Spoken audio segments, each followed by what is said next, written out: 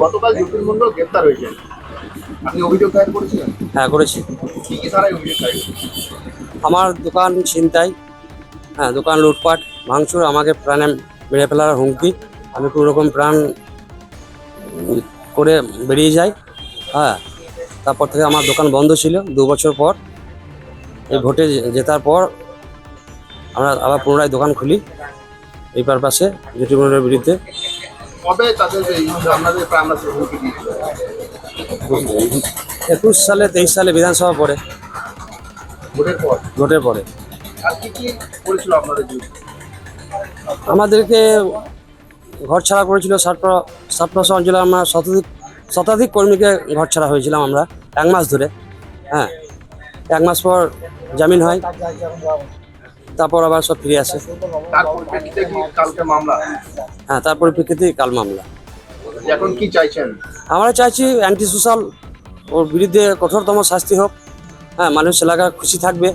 হ্যাঁ, শান্তিপ্রিয় মানুষ খুব আনন্দে আছে এখন বর্তমান সরকারে।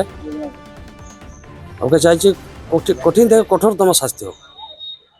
ভোট পরবর্তী হিংসা এরকম কি আরো কোনো কারোর নাম জড়িয়েছে বা কারোর বিরুদ্ধে অভিযোগ করেছেন? না, আমার আপাতত জ্যোতি মন্ডলের বিরুদ্ধে অভিযোগ করেছি, অন্য কারোর বিরুদ্ধে অভিযোগ করিনি। কতগুলো ধারায় মামলা দিয়েছেন? 10-11 ধারায় মামলা দেওয়া আছে। আপনার নাম? আমার নাম উৎপল মণ্ডল। পরিচয়? আমি মণ্ডল কমিটির সম্পাদক, মনেশ্বর 4 নম্বর মণ্ডলে। গতকাল জ্যোতির মন্ডল অ্যারেস্ট হয়েছে, কি বলবেন? জ্যোতির মন্ডল তৃণমূলের দুর্নীতিগ্রস্ত একজন নেতা। সারা পোস্টপল ভায়োলেন্স সহ বিভিন্ন অসামাজিক কাজকর্মের সঙ্গে যুক্ত ছিল।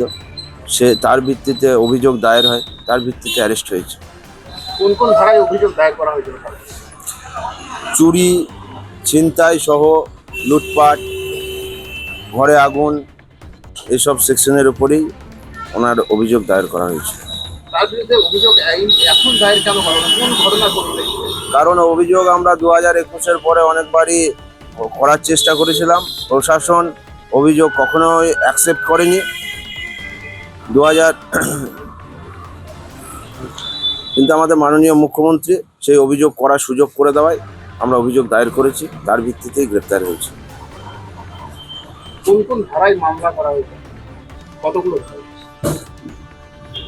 আনুমানিক 11টা ধারায় মামলা করা হয়েছে। আর কে কে মামলা করেছে? উৎপল মণ্ডল, নাম বলো, মিলন ভল্লা, বাবলু মণ্ডল, শিশির মণ্ডল। এখন কি চাইছেন? এখন ওনার শাস্তি চাইছে,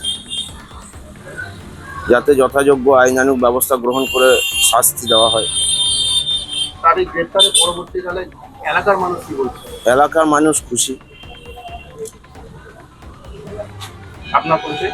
আমি বোলপুর সাংগঠনিক জেলার যুব সহসভাপতি অনঙ্গদেব মণ্ডল। আপনি অভিযোগ দায়ের করেছেন? আমি অভিযোগ দায়ের করেছি গতকাল 12টা নাগাদ। সেই অভিযোগের ভিত্তিতে গ্রেপ্তার? সেই অভিযোগের ভিত্তিতে গ্রেপ্তার হয়েছে।